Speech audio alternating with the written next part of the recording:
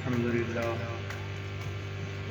لله الذي أبدع الأخلاق والأرضين والصلاة والسلام على أشرف الأنبياء والمرسلين وعلى آله وأصحابه وأزواجه وأولاده وأصفاره أجمعين أما بعد فأعوذ بالله من الشيطان الرجيم بسم الله الرحمن الرحيم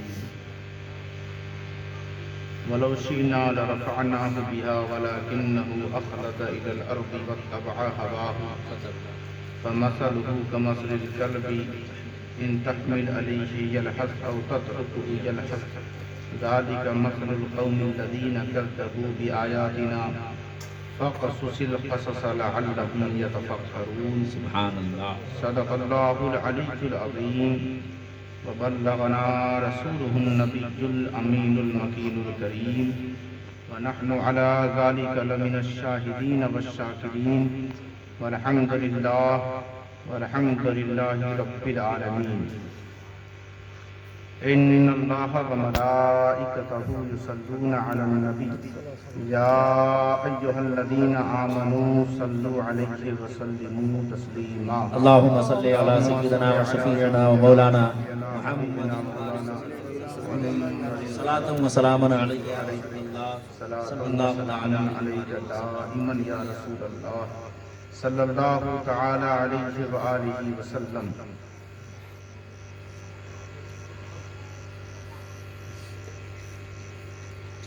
عزیزان گرامی قدر، محفل غوث میں آپ سب کی شرکت ہے. سب کا الگ الگ انداز ہوتا ہے غوث اعظم کو یاد کرنے کا. بے شک. کوئی ان کی محفل میں آ کے وقت دیتا ہے، کوئی ان کے دسترخوان پہ بیٹھ کے وقت دیتا ہے، کوئی ان کے طریقے پر چل کے بتاتا ہے کہ ہم غوث اعظم کے ہیں، کوئی ان کے نام پہ کھا کے بتاتا ہے کہ ہم غوث اعظم کے ہیں. سب کا انداز الگ الگ ہے، لیکن اصل وفاداری تو تبھی ہے کہ جہاں جہاں ان کا نام آئے اپنی گردنیں جھکا کر ان کی بارگاہ میں حاضر ہو جائے. سبحان اللہ سبحان اللہ سبحان اللہ. وَلَوْ شِئْنَا لَرَفَعْنَاهُ بِهَا، یہ جو میری آیتوں کو جھٹلا دیتے ہیں اور میری باتوں کا انکار کر کے دنیا داری میں مستغرق ہو جاتے ہیں، اگر ہم چاہتے لرفعناہ تو ضرور ہم ان کو اٹھا دیتے، بلند کر دیتے، ان کا درجہ اور اونچا کر دیتے. لیکن کیسے کریں ان کا درجہ اونچا؟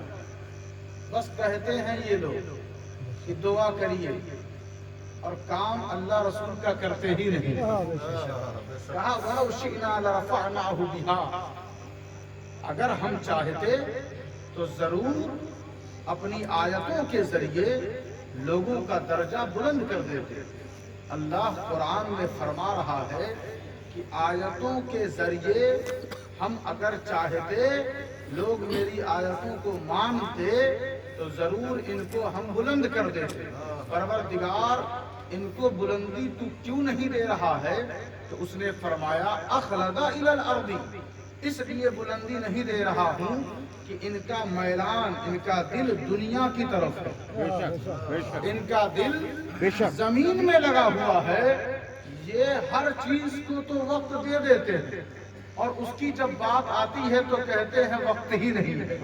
کہا واتبع ہواہ، یہ دنیا کی طرف لگے ہوئے ہیں تو اپنے نفس کی پیروی کرتے ہیں، اپنے نفس کے تابع رہتے ہیں، اپنی خواہشات اپنے حرص دنیا میں مست رہتے ہیں. یہ میری آیتوں کو نہیں مانتے. پروردگار تیری آیت ہے کیا؟ کہا میری آیت میرے نبی ہیں، میری آیت میرے اپنے ہیں، میری آیت اللہ کے دوست ہیں. جو اللہ کے ولی، اللہ کے نبی کو مانتا ہے وہی تو اللہ کی مانتا ہے. پتہ یہ چلا کہ جو نبی کو مانے، جو علی کو مانے، جو حسین کو مانے، جو غوث اعظم شہباز لامکانی محی الدین عبد القادر جیلانی کو مانے، ان جماعت کو جو مانتا ہے اللہ کہتا ہے اب ان کو میں ذلیل نہیں چھوڑ سکتا، انہیں میں بلند کر دیتا ہوں۔ فَمَثَلُهُ كَمَثَلِ الْكَلْبِ، ان کی مثال جو اپنی تو مانتے ہیں بزرگوں کی نہیں مانتے، جو اپنی تو مانتے ہیں اللہ رسول کی نہیں مانتے، ان کی مثال وہ کیسے ہیں؟ کہا فَمَثَلُهُ كَمَثَلِ الْكَلْبِ، وہ کتے کی طرح ہیں۔ وہ کیسے ہیں؟ کتے کی طرح ہیں۔ آیتوں کو جو نہ مانے وہ کتے کی طرح۔ یلحظ، کہا یلحظ کا لفظ استعمال کیا ہے۔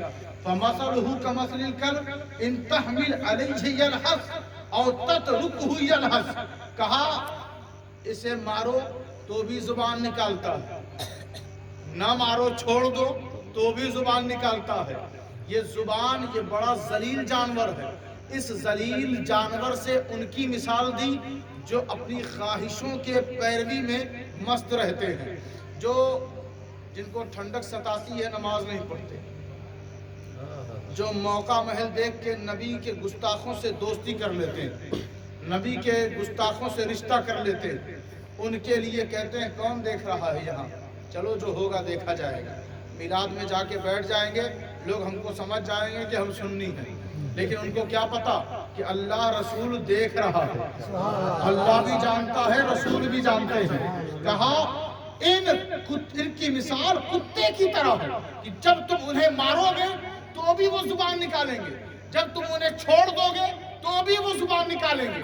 کہا ان کی مثال ایسی ہی ہے ان دنیا داروں کی، حرص دنیا کے پجاریوں کی، جو خواہشات کے مطابق اپنی زندگی گزارتے ہیں، جو ہر وقت یہی سوچتے ہیں کہ دنیا حاصل کیسے کی جائے، بے ایمانی، کپٹ، غصب اور بغض و عناد، حسد و جلن میں جو مست رہتے ہیں، نہ اللہ سے مطلب، نہ رسول سے مطلب، نہ ولی سے مطلب، وہ کہتے ہیں بس جمع کرتے رہو۔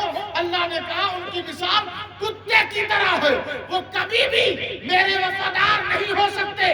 پروردگار نے اس بات کو ظاہر و باہر کر دیا کہ وہ شخص کبھی اللہ کا ہو نہیں سکتا جو آیت کو نہ مانے، اور آیت کہہ رہی ہے، آیت کہہ رہی ہے، آیت کہہ رہی ہے وَإِذَا سَأَلَكَ عِبَادِي عَنِّي فَإِنِّي قَرِيبٌ، جو محبوب کے در پر گر جائے وہی اس بارگاہ کا وفادار ہوگا۔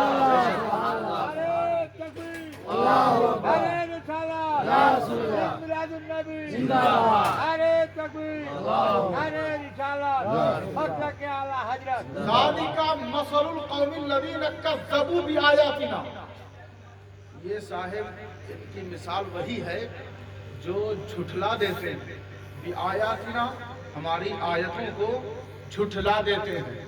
جھٹلا کیسے دیتے ہیں؟ جب آیتیں پڑھی جاتی ہیں تو سن کر انسنی کر دیتے ہیں، منہ موڑ لیتے ہیں۔ جیسے میلاد میں بہت سارے احباب بیٹھتے تو ہیں ضرور، مگر دھیان کہیں اور رہتا ہے کہ جلدی سے محفل ختم ہو، یہ دعوت نپٹائیں اور گھر جائیں۔ تو آپ کسی اور کے غلام نہیں ہیں، مدینے کے تاجدار کے غلام ہیں۔ آپ غلاموں کی طرح رہا کریں، غلاموں کی طرح۔ بے لگام گھوڑے کسی کے کام نہیں آتے، اگر باندھ ٹوٹ جائے وہ پانی صرف نقصان پہنچاتا، فائدہ نہیں دیتا۔ جتنی چیزیں لگام میں رہیں گی وہی فائدے مند رہیں گی۔ تو اللہ رسول کے لگام میں رہیں گے تب جا کر آپ دنیا کو فائدہ دے سکتے ہیں، ورنہ آپ کسی کام کے ہیں نہیں اگر بے لگام ہو گئے۔ تو آپ سوچا کریں کہ ہماری گردن میں کسی کا لگام ہے، یہ مانا کریں، تسلیم کیا کریں، اور مانا کریں کہ گردن میں جو پٹا ہے وہ صرف ایک رومال، ایک چادر نہیں ہے، بغداد کے تاجدار کا پٹا ہے، یہ بغداد کے تاجدار کا یہ غلامی والا پٹا ہے۔ جب آپ ان سے جڑ گئے تو پھر دیکھیں کیا ہے، موقع کی نزاکت کو دیکھتے ہوئے بہت سارے لوگ کروٹ بدل لیتے ہیں اور کہتے ہیں حضور سے محبت جب کریں، آپ حضور سے عشق کریں تو دل سے کیا کریں، کلمہ صرف زبان سے نہ پڑھا کریں، دل سے پڑھیں، اور حضور کی یاد میں کبھی رو بھی دیا کریں، حضور کی یاد میں کبھی رو بھی دیا کریں۔ اور لوگ ہم سے کہتے ہیں یہ ٹینٹ لگانا کیسا ہے، ये गुब्बारा लगाना कैसा है, मीलाद में सजावट करना कैसा है। हमने कहा कि अब जरा अपना लेवल ऊंचा करें। कब तक ये पूछते रहेंगे मीलाद मनाना कैसा है, कभी ये भी सोचा करें कि मीलाद कैसे मनाया जाए। मीलाद मनाना कैसा नहीं है, ये पूछा करें किस शानो शौकत से हम रसूल का मीलाद मनाया करें। टोपी लगा कर जाया करें या ऐसे ही दौड़ के चले जाया करें, वजू करके जाएं या बेवजू चले जाएं, बिल्कुल नमाज की अदायगी के साथ जाएं या ऐसे ही चले जाया करें। तो अब अपना लेवल और ग्रेड ऊंचा करें। कब तक इन उलझनों में फंसे रहेंगे और इन फितनेबाज मौलवियों की तकरीरें सुन सुनकर कब तक आप अपनी अकीदत को आतिशों के हवाले और आग के हवाले करते रहेंगे। क्योंकि अजीजाने गिरामी कद्र ये गौसे पाक की महफिल है और गौसे पाक की महफिल में जो बैठ जाता है उसकी बख्शिश की जमानत बड़े पीर ले लिया करते हैं। फरमाया वो लोग जो झुठला देते हैं, हमारी आयतों का इनकार कर देते हैं। कहा ज़ालिका मसलुल कौमिल लदीना फक़सुसिल क़सस, महबूब आप इनको किस्सा सुना दिया करें, किस्सा सुना दिया करें। क्या पूछते हैं ना मीलाद में होता क्या है, तो आप कह दिया करें कि कुरान ने कहा किस्सा सुना दिया करें। मीलाद में वही होता है जो कुरान में अल्लाह ने अपने महबूब से कहा है। महबूब आप पिछले नबियों का किस्सा सुना दिया करें। मीलाद में नबियों का किस्सा सुनाया जाता है। मीलाद में नबियों का यतफक्करून, और ये किस्सा इसलिए सुनाया जाता है ताकि लोग अच्छी फिक्र रखें। फिक्र से अकीदा बनता है। क्या बनता है? फिक्र से अकीदा बनता है, अकीदे से मजहब बनता है, मजहब से इबादत बनती है, मजहब से इबादत। तो इबादत के लिए मजहब का होना, देखिए हर धर्म के लोग इबादत करते हैं ना, सबका एक मजहब है, उसी मजहब के हिसाब से वो लोग इबादत करते हैं। तो इबादत के लिए मजहब का होना जरूरी है और मजहब के लिए अकीदे का होना जरूरी है, अकीदे के लिए फिक्र का होना जरूरी है। अब देखें कुरान ने कहा किस्सा सुनाते रहिए, किसका? यूसुफ अलैहिस्सलाम का। किसका? नहनु नकुस्सु अलैका अहसनल क़ससी बिमा औहैना इलैका हाज़ल क़ुरआन व इन कुन्ता मिन क़ब्लिही लमिनल गाफ़िलीन इज़ क़ाला यूसुफ़ु लिअबीहि या अबती इन्नी रअयतु अहदा अशरा कौकबन वश्शम्स वल क़मर रअयतुहुम ली साजिदीन क़ाला या बुनय्या ला तक़सुस रु'याका अला इख़वतिका फ़यकीदू लका कैदन इन्न अश-शैतान लिल इंसानी अदुव्वुम मुबीन। कुरान सुनकर कहे सुभान अल्लाह। पीछे वाले लोग बोले सुभान अल्लाह। या रसूल अल्लाह। कहा हम महबूब आपके सामने एक बेहतरीन किस्सा सुनाते हैं। नबी का किस्सा अल्लाह सुनाए तो कहता है ये किस्सा कोई ऐसा वैसा नहीं, बेहतरीन किस्सा। नबी का किस्सा अल्लाह सुनाए, किस्से तो बहुत होते हैं ना, अच्छों के भी और बुरों के भी, सभी के किस्से होते हैं। लेकिन अल्लाह कह रहा नहनु नकुस्सु, हम किस्सा सुनाएंगे अलैका, आपके सामने, अहसनल क़सस, बेहतरीन किस्सा, बेहतरीन किस्सा। और वो किस्सा क्या है दोस्तों? अल्लाह ने कहा हमने जो आपके ऊपर कुरान की सूरत में वही भेजी है, इससे पहले हमने आपको बताया नहीं था, हमने आपके सामने जिक्र नहीं किया था कि याद करें इज़ क़ाला यूसुफ़ु लिअबीहि, जब हज़रत यूसुफ ने अपने वालिद से कहा, अपने वालिद से कहा याकूब बिन इसहाक बिन इब्राहीम, इब्राहीम के पर पोते हैं यूसुफ अलैहिस्सलाम। क्या है? पर पोते हैं। तो यूसुफ अलैहिस्सलाम ने अपने बाबा से कहा, अपने वालिद से कहा कि अब्बा हुजूर आप जानते हैं मैंने ख्वाब देखा है, ख्वाब ये है कि मेरे नजर के सामने 11 सितारे हैं। कितने? 11 सितारे हैं, मैं उन्हें देख रहा हूँ और साथ में वश्शम्स वल क़मर, एक सूरज है और एक चांद है, और रअयतुहुम ली साजिदीन, वो 11 सितारे और वो सूरज और चांद सब मुझे सजदा कर रहे हैं, यानी मेरी फरमाबरदारी कर रहे हैं। याद रखें اب جو عالموں نے بتایا ہے سجدہ، کیا بتایا ہے؟ سجدہ۔ تو سجدہ سے بس لوگ یہی سمجھتے ہیں کہ اللہ کے سامنے معبود کو سمجھ کر رب کے سامنے جو سر کو رکھ دیا جاتا ہے زمین پر اسے بولتے ہیں سجدہ۔ بس ایک لفظ ہے اور ایک ہی معنی آپ کے ذہن میں موجود ہے، لیکن ایک لفظ کے کئی معنی ہوتے ہیں۔ یہی وجہ ہے کہ بعض لوگوں کو غلط فہمی ہو جاتی ہے کہ بعض اپنے شیخ کے سامنے، اپنے پیر کے سامنے، اپنے ولی کے سامنے، درویشوں کے سامنے، صاحب مزار کے سامنے اگر گئے عقیدت سے اپنی پیشانی کو رکھ دیا تو لوگ کہتے ہیں سجدہ ہو گیا۔ کیا کہتے ہیں؟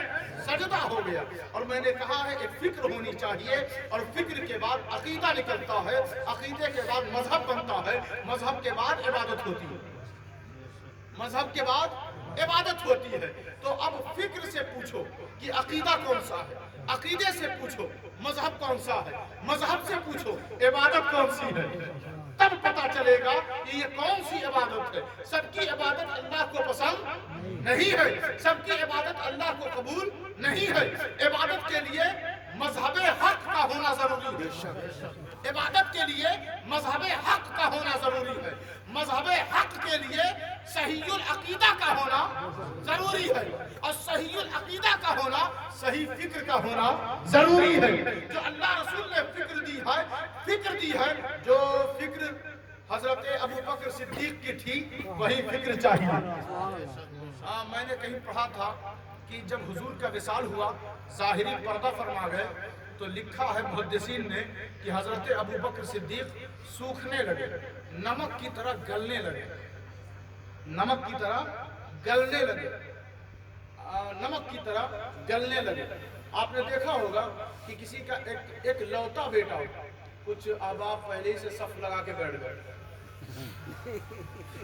ابھی تو محفل چل رہی ہے، غوث پاک کا ذرا ذکر بھی سن لیں میرے بھائیوں، میرے دوستوں، پھر غوث پاک کا کرم ہوتا رہے گا۔ تو کہا اب ذرا دیکھیں، غور فرمائیں، توجہ دیں کہ کسی کا اکلوتا بیٹا ہو اور اچانک فوت ہو جائے تو ماں پہ کیا بیتتی ہے، والد پہ کیا بیتتی ہے، لوگوں کی صحت خراب ہونے لگتی ہے، اور دن پر دن وہ ڈھلتے چلے جاتے ہیں، اور کوئی میڈیسین، کوئی دوا کام نہیں کرتی، کیونکہ صدمہ ہے۔ ایک فکر ہے جو ماں باپ کو کمزور بنا رہی ہے۔ تو حضرت ابو بکر صدیق کو ایک فکر لگی ہوئی ہے اور وہ نمک کی طرح گلتے جا رہے ہیں۔ محدثین نے کہا ہے کہ کچھ ہی دن کے بعد حضرت ابو بکر صدیق کا وصال ہو گیا، نمک کی طرح گل گئے۔ اور ان بے ایمانوں سے بتا دو کہ جو صدیق اکبر کا نعرہ لگا کر صرف لوگوں کو گمراہ کرتے ہیں، ذرا صدیق کی فکر بھی لے لیں، صدیق کا عقیدہ بھی لے لیں، صدیق کا مذہب بھی لے لیں، پھر جا کر انہیں پتا چلے گا صدیق کی عبادت کیسی ہے۔ صدیق کی حضرت عبداللہ بن رواحہ وہ کھجور کے درخت پہ کھڑے ہوئے ہیں اور کھجور توڑ رہے ہیں۔ اچانک ان کے فرزند نے آ کے کہا، ابا حضور جانتے ہیں امام الانبیاء کا وصال ہو گیا، امام الانبیاء کا وصال ہو گیا۔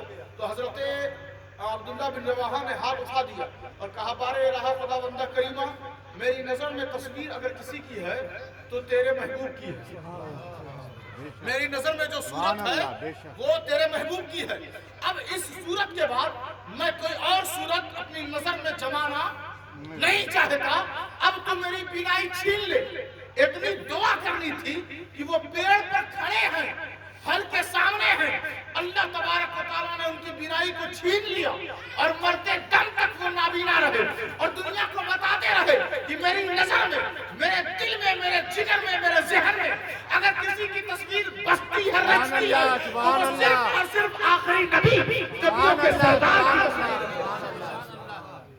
اس جذبے کو ذرا پیدا کریں، اس عشق رسول کو پیدا کریں، اس حب رسول سے اپنے سینے کو معمور کریں، اس محبت کی شمع سے اپنے دل کو روشن اور منور کریں، تب آپ کو پتا چلے گا کہ ایمان کسے کہتے ہیں، عشق رسول کسے کہتے ہیں، اس میں مزہ کتنا ہے، اس میں لطف کتنا ہے، حضور کا کتنا بڑا کرم ہے، نسبتوں سے فائدہ کیا ہوتا ہے۔ بندہ صرف نسبت کا دعویٰ کرے اور گھومتا رہے ادھر ادھر تو جو بے نسبتی ہیں ان کے بارے میں وہ سمجھ نہیں پائے گا، جب تک کہ وہ نسبت قائم کر کے اور اپنے مرشد، اپنے پیر کے نقش قدم پر وہ چلے نا اور حضور سے سچی محبت کرے نا۔ میں نے کہا تھا کہ آج کے دور میں کوئی بہت بڑا نیتا ہو، بہت بڑا لیڈر ہو جائے، بہت بڑا پیسے والا ہو، بہت عزت ہو اس کی، ذرا ممبر پہ کھڑا ہو کے کہے کہ لوگوں اگر یہ دولت و ثروت، مال و منال، جاہ و حشمت جو مجھے ملی ہے، مجھے اس پر ناز نہیں ہے، ناز ہے تو کمری والے سرکار کی غلامی پر ناز ہے۔ ایسے بھی کبھی کبھی بولا کرے، لوگوں کو بتایا کرے کہ ہم کسی اور در کے غلام نہیں، حضور کے در کے غلام ہیں۔ نعرہ تکبیر، نعرہ رسالت، جشن غوث الورا، نعرہ تکبیر۔ لقد كان في قصصهم عبرة لأولي الألباب ما كان حديثا يفترى ولكن تصديق الذي بين يديه وتفسير كل شيء وهدى ورحمة لقوم يؤمنون۔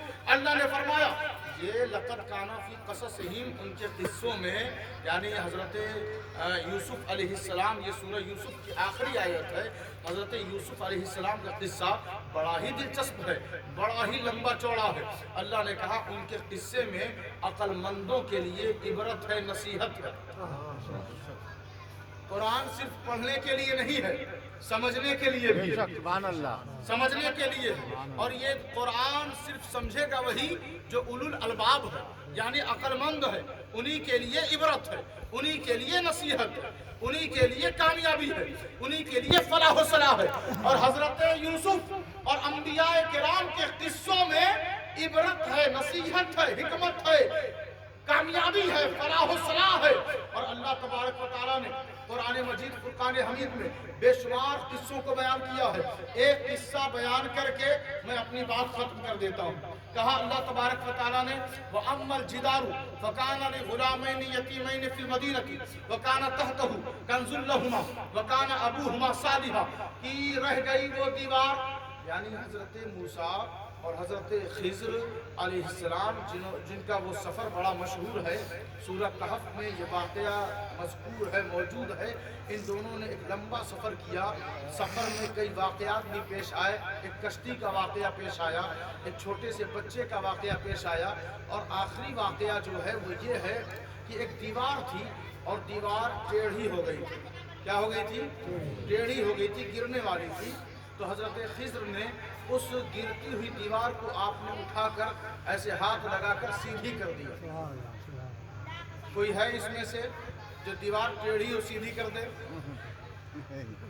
پوری جماعت مل جائے، پوری جماعت جو بہت بریانی کھاتے ہیں، سب مل جائیں پھر بھی ایک ٹیڑھی دیوار کو سیدھی نہیں کر سکتے۔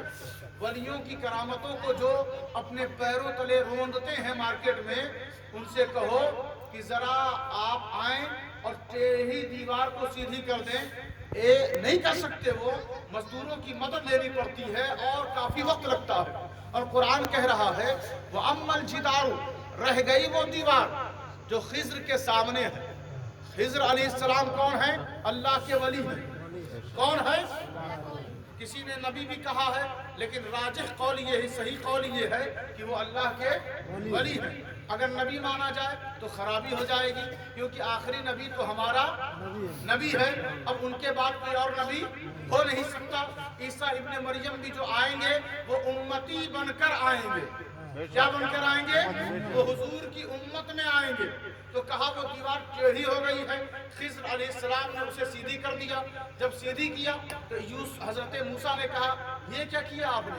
کہا تم نہیں جانتے۔ کہا کیا ہوا؟ اس میں حکمت کیا ہے؟ اس میں نصیحت کیا ہے؟ اس میں پیغام کیا ہے؟ تو حضرت خضر نے کہا کہ لِغُلَامَيْنِ يَتِيمَيْنِ فِي الْمَدِينَةِ، اس شہر میں دو بچے ہیں جو یتیم ہیں۔ کیا ہیں؟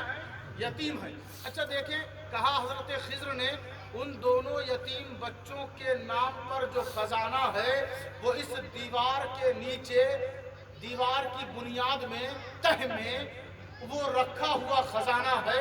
بچے دونوں ابھی چھوٹے ہیں، اگر دیوار گر گئی تو لوگ، ان کے رشتہ دار، ان کے لوگ اور شہر کے لوگ لوٹ لیں گے، کھا جائیں گے، اور ان بچوں کا حق مارا جائے گا۔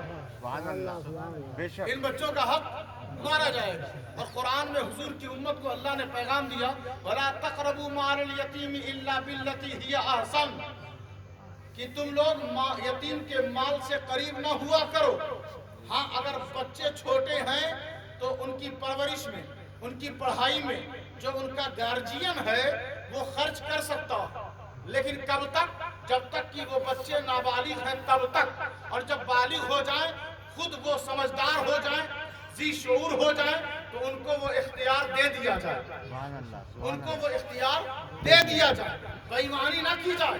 تو اللہ نے قرآن مجید میں اس قصے کو ذکر کیا۔ حضرت خضر نے اسی لیے دیوار کو سیدھی کیا اور خزانے کو سلامت رکھا۔ مفسرین نے، اس شاہکان مصطفیٰ نے اور مدنی تاجدار کے غلاموں نے لکھا ہے کہ جانتے ہو اس خزانے میں ایک تختی تھی۔ کیا تھی؟ تختی تھی، اور وہ سونے کی تھی۔ کس کی تھی؟ سونے کی تھی، اور اس پر لکھا تھا پنجتن پاک کا نام۔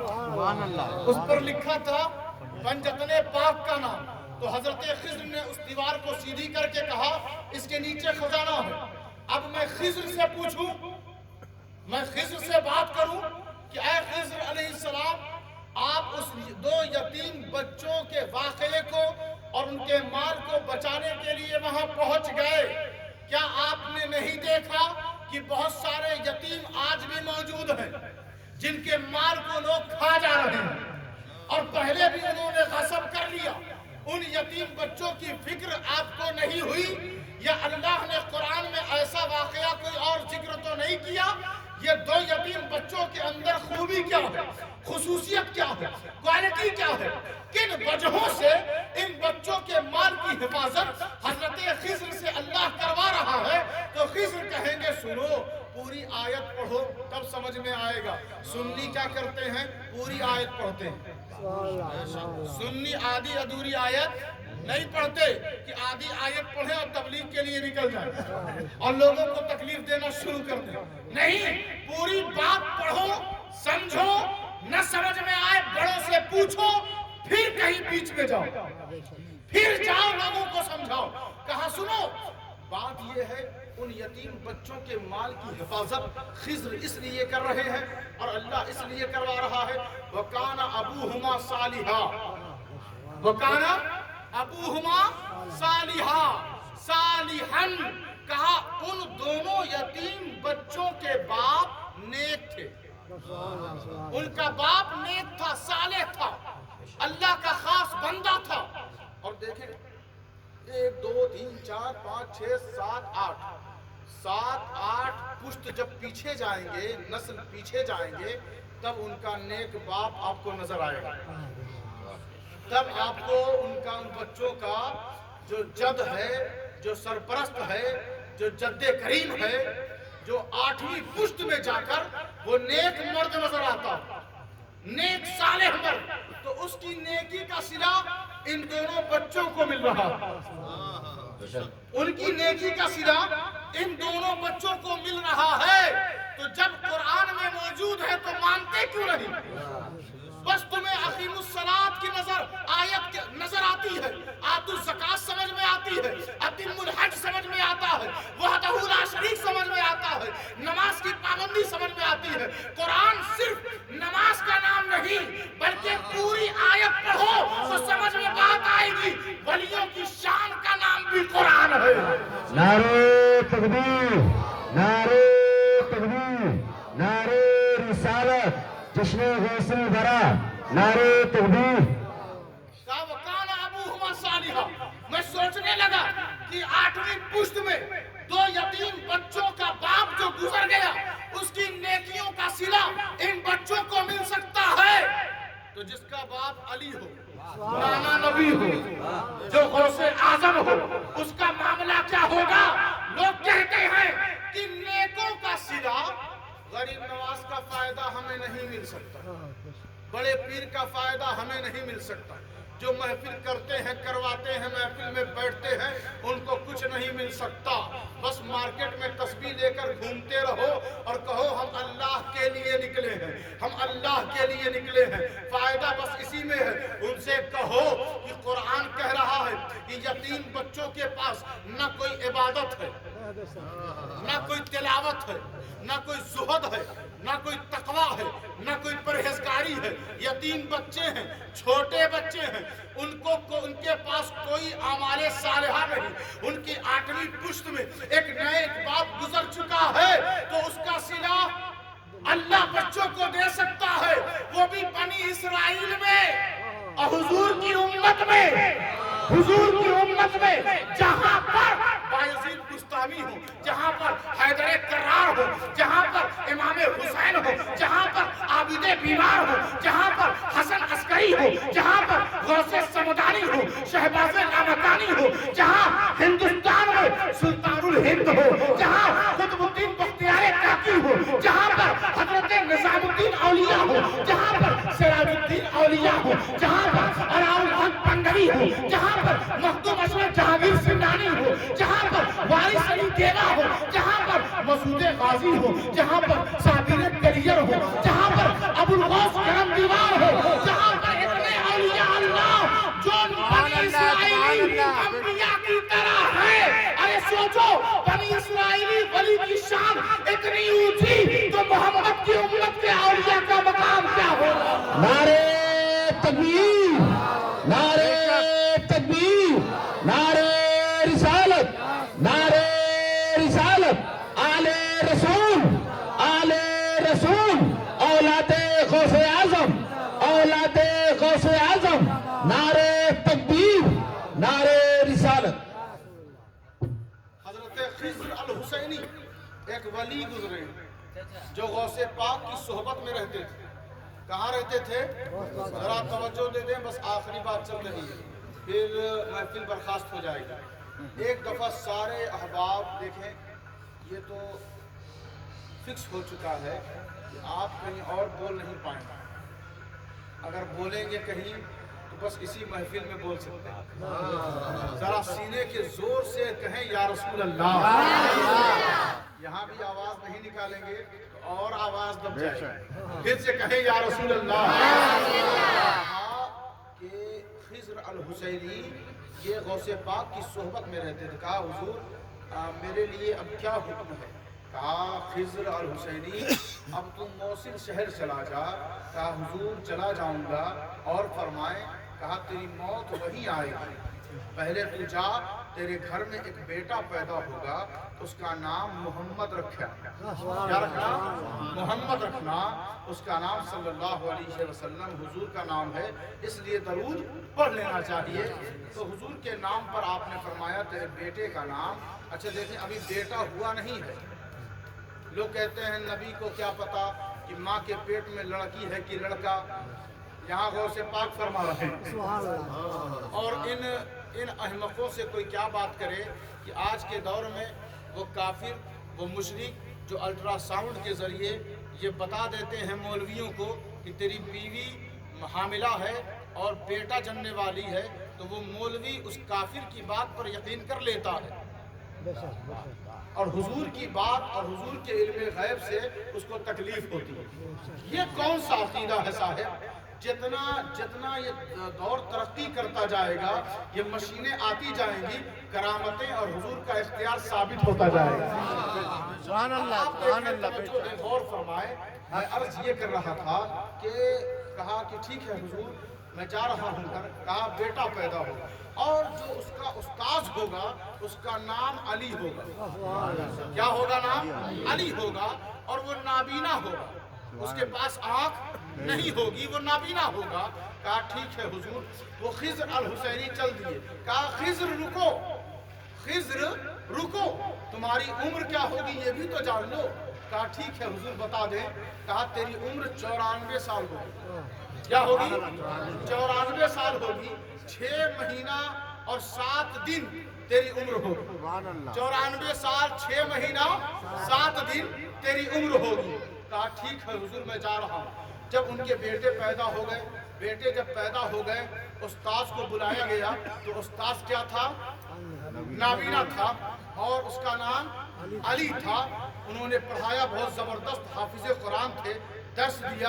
اپنے بچوں کو استاذ کا انتخاب اسی استاذ کو بلایا کرو جو استاذ یا تو اس کا نام علی ہو या तो अली का गुलाम हो, सुभान अल्लाह, या तो अली का गुलाम हो। हर एक को उस्ताद न बनाया करो। बदबख्तों से अभी नहीं बचोगे तो कभी नहीं बच पाओगे। ये जमाना, ये दौर बड़ा खतरनाक चल रहा है। ये रिश्ता भी आप करें तो सोच समझ कर करें, छानबीन कर करें, वरना अपने रिश्तेदारों के चक्कर में आप बहक जाएंगे। बहक ऐसे जाएंगे कि कोई रिश्तेदार कब्र में जाने वाला नहीं है, बस एक ही रिश्ता है वाह वाह, सुभान अल्लाह, कब्र में काम आने सुभान वाला। अल्लाह। तो वहाँ मदीने की बारगाह में हमेशा वफादार रहें। ऐसा नहीं कि आप रजाई के अंदर घर में लेटे लेटे अपने साड़ू से, अपने साले से बात कर रहे हैं तो मदीने वाला देख नहीं रहा। ऐसा नहीं है। ये दोहरी पॉलिसी, दोहरी चाल कभी न चलने की कोशिश करें, क्योंकि ईमान वाला तो वही है जो देखता नहीं है किसी को लेकिन मानता सबको है। वो अल्लाह को मानता है, वो रसूल को मानता है, वो कुरान को मानता है, वो अहले बैत को मानता है और तमाम वलियों को मानता है। बेशक। वही तो मोमिन है। तो अब देखें, आप मैं अर्ज ये कर रहा था, वो चले साहब और उनके फर्जंद अबू अब्दुल्ला मोहम्मद जब बड़े हो गए तो उन्होंने कहा, अल्लाह को हाजिर व नाजिर जानकर मैं जो बात कहूँगा वो बिल्कुल सच्ची है।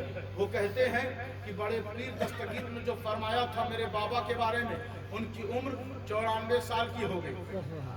और बड़े पीर ने ये भी कहा था कि 94 साल का हो जाएगा, 6 महीने का हो जाएगा, 7 दिन का, लेकिन तेरी आंख वैसे ही सही रहेगी, सुभान अल्लाह, सलामत रहेगी तेरी बीनाई।